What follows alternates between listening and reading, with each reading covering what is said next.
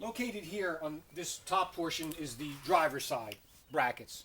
You got the main brackets, the horizontal brackets, your hardware, and there's a little stiffener bar for the extra support. From here down is your passenger side. These are longer running boards, so you have 4 brackets and twice the amount of hardware associated with it.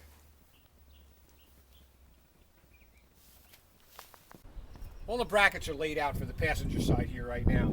We got impact drivers, drill, wrench, pair of vice grips, and all your nuts and bolts in the trays. Now if you notice on this bracket here, this happens to be the 4th bracket, there's a position label. It tells you how far from the front. You're going to hook the tape measure on this edge of the plastic, and then you're going to measure from this point rearward and make your marks. Your marks are going to be the center of each of these brackets. This is the first bracket, the one that we're measuring 9.5 inches back from this edge of the lip here. And we made a yellow mark. That's going to be the center of the bracket. So the bracket's going to go there. Push it up and get a pair of vice grips. And you clamp it to the pinch weld. We're going to drill these holes.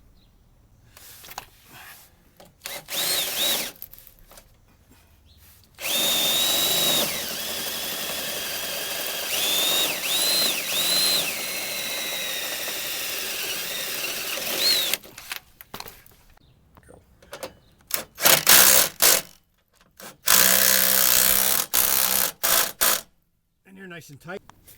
You got 4 holes here, but you only need 2 screws. You could pick any 2 holes. You can go diagonal, 2 across, it doesn't really matter. So screw them in.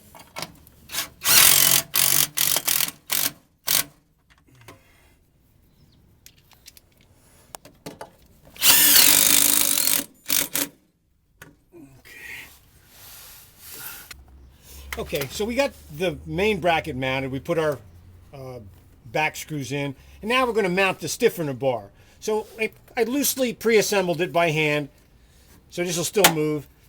I put this to here. I tightened this up with the impact. I didn't kill it, I just snugged that too.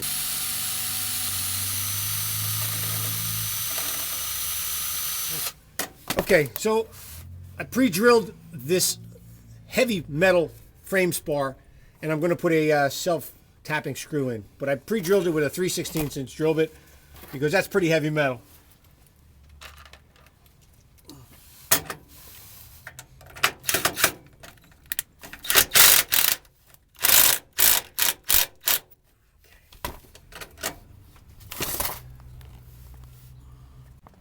Okay, here's the bracket number 2. Bracket number 2 is marked 21 inches from the plastic lip from here. And we're coming back to here. But you'll notice at the 21 mark, it's going to rest against this vertical strip of metal, which is what you want. So you're going to put it right there, and you're going to clamp it into place, and you want to make sure it's resting against that properly.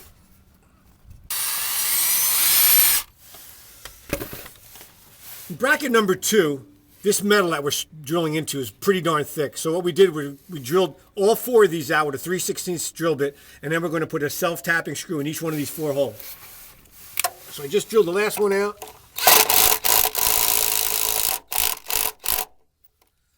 Now on the driver's side, when you screw this bracket in the same way, just be careful how far you run the drilling, because there's a fuel line under there. You'll see where everything is, but just go through far enough where you're not going to impede upon the location of that fuel line. Now, one other thing worth mentioning is this little tab right here does not rest on this metal, and that's not a problem, because our strength is going to be derived from this vertical face here. So don't be concerned that this piece of metal right here isn't screwed in any way.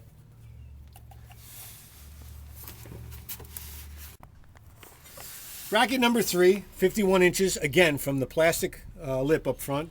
We made a mark, we're putting the center of the bracket right there. We'll be resting against here, and we're going to be screwing into both places.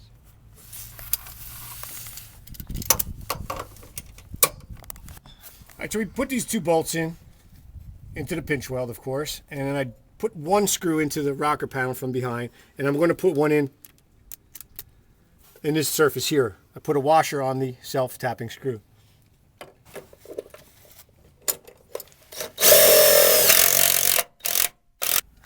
If you notice, I'm using a washer on the slotted holes and no washer on the round holes. The reason I'm doing that is because the slotted holes are much wider.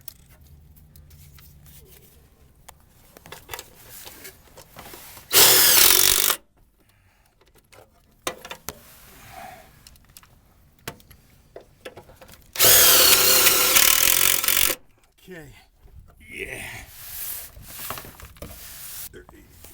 Okay, so the last bracket on this side, the fourth bracket, is 80.5 inches back. We made our mark with the little magic marker, and when we put it in place, it lands against the back of the rocker panel, and we're also on the back side of this stiffener, and we're going to be putting a couple of screws, of course, here and this way here. I'm going to vice grip it into place right now. Just like bracket number 3, bracket number 4 is installed the same way pretty much. We're going to be screwing into the back of the rocker panel and then into this stiffener bar with the same type screws with a washer. So first,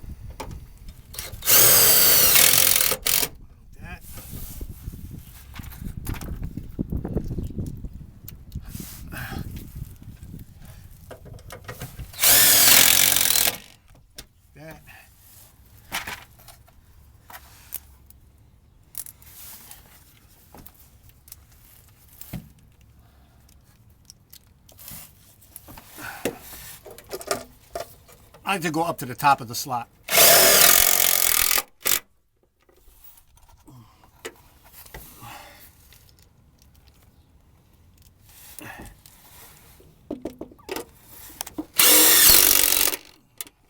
That's it. These are our horizontal brackets that are going to mount to the main brackets. We're going to mount the front and the rear bracket loosely onto the horizontal bracket. We're going to mount loosely onto the main brackets. We're going to leave these two blank for a minute, and we're going to use, when we're using the black running boards and the polished running boards, we're going to use these two holes. These two. We have another style of running board, the grip plank running board. It's an aggressive commercial style running board. We're going to use these two, but today on this installation we're using these two holes, and they're going to mount loosely to these brackets right now.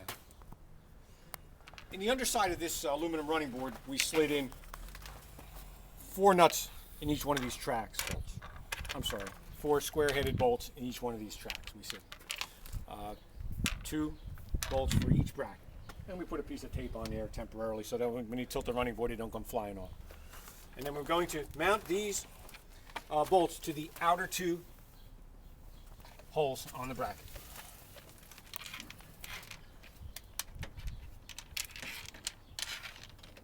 You can adjust it front to back later. Just going to get these on. Right now we got the nuts finger tight on the square-headed bolts. We still have movement to move back and forth. So once we get this thing located into place, we're going to adjust the attitude in and out. We're going to adjust the running board up and down and front to back. So we set the front and rear brackets in. We got the running board level like we like. If you look down here, the body has a curvature down.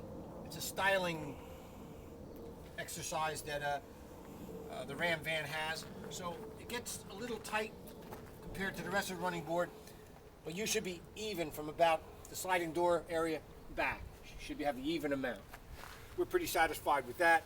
Now what we're doing is I'm looking straight down. I'm standing here with my line of sight going straight down the body of the car, and I'm looking at the grooves in the running board, and I'm making sure that this running board is in and out to the same degree front and back.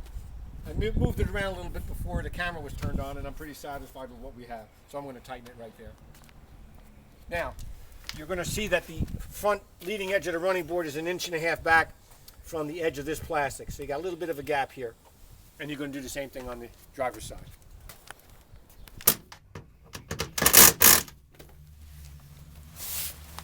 So we're snugged up pretty good on our front and rear bracket. Before we put the center brackets on, we're going to make totally sure that we're happy with everything about the running board.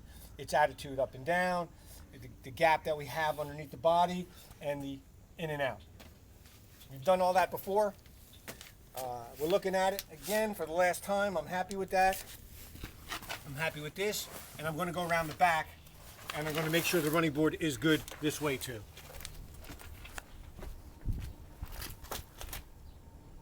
And I'm happy with that.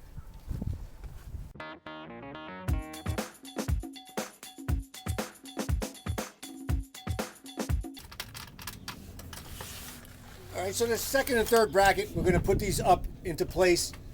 Since it's already located where we like it, all we're simply doing is putting these into place and tightening them.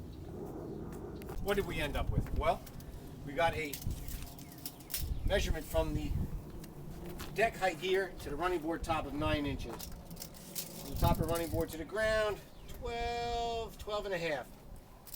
Getting in and out of this is a piece of cake.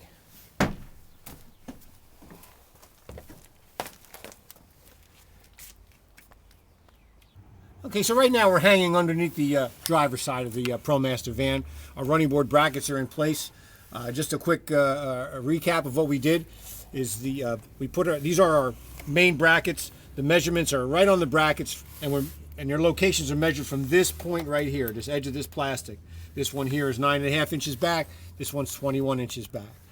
The front bracket got a stiffener bar that we put in, utilizing a drill bit, 3/16 drill bit, before we put the self-tapping screws in here, because this metal is very, very heavy, so you need to pre-drill it. And then we put the stiffener bar in, and we got our self-tapping screws into the back of the rocker panel. Again, we have 4 holes, but we can pick any 2 and put the self-tappers in. On this one here, this one that's back 21 inches, this bracket is resting against this vertical surface here. But you got to be careful on the driver's side because there's a gas filler tube right here. And when you're pre-drilling these holes here with a 3/16 drill bit, you don't want to go in too far because there's stuff behind you. You don't want to go through far enough to where the drill bit goes through the metal. And then you could put your self-tapping screws in. Right here, this bracket does not get screws into the back of the rocker panel. The front one does, the back one doesn't.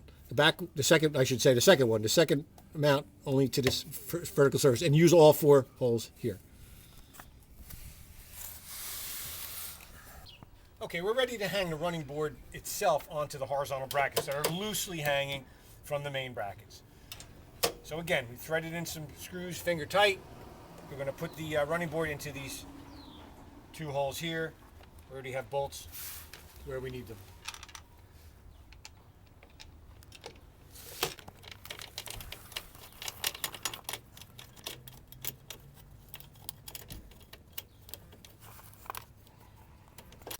Okay, the running board is now installed on the driver's side.